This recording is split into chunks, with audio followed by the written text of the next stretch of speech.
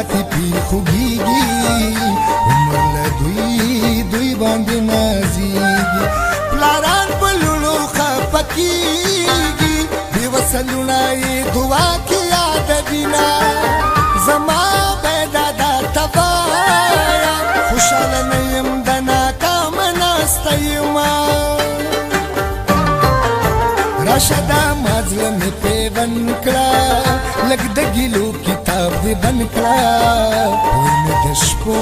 شپو ورځو په خوند کړه خدای دې د خیر ورځې خاوند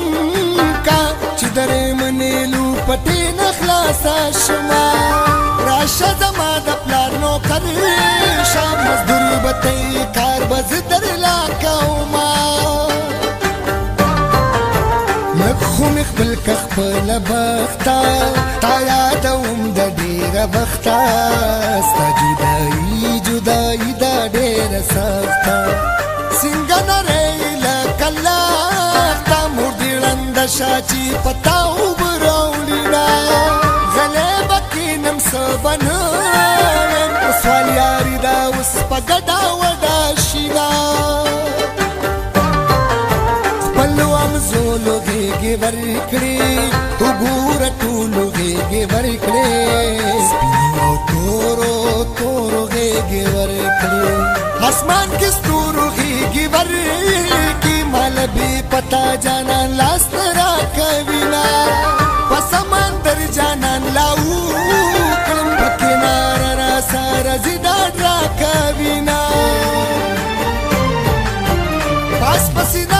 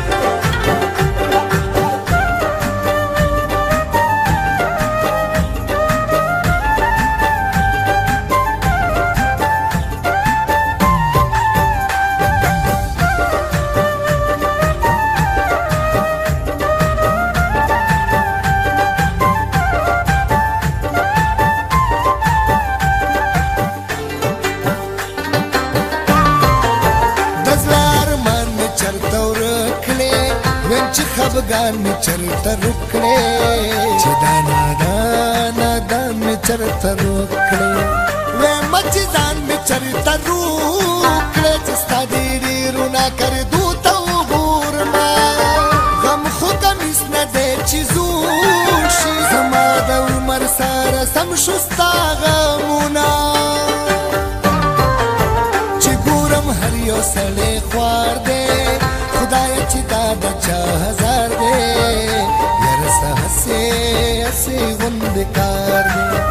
چې زمرودې پیداوار دی زه په هغې وطن کې لوګي تېرومه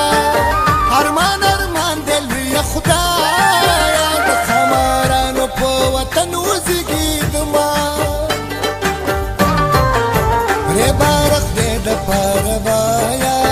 د ناستې ځای راته وایا زړګې مې دی بې ځایه ښکلي مې ډېرو لیدل خدایه جانان په ښکلو کې تر ډېره ښکلی ونه زلفې د هر چا په مخ زانګي د لیونی په مخ د سرو زرو تارونه یوازې جنبت ترسو کړې ستلی دی جل شو ګیرو کړې زرې دې مزدورو کړې تکل به کله د راتلو کړي زما په تور اوربل کې سپینو لګېدنه کمې اشنا د سفر راغی زه به دا تور لونګ په پیغلو شیندمه خانم جانې جینۍ ماله ګل د مړو راوړه مور ته ګرانې جینۍ ماله ګل د مړو راوړه خانم جانې جینۍ ماله ګل د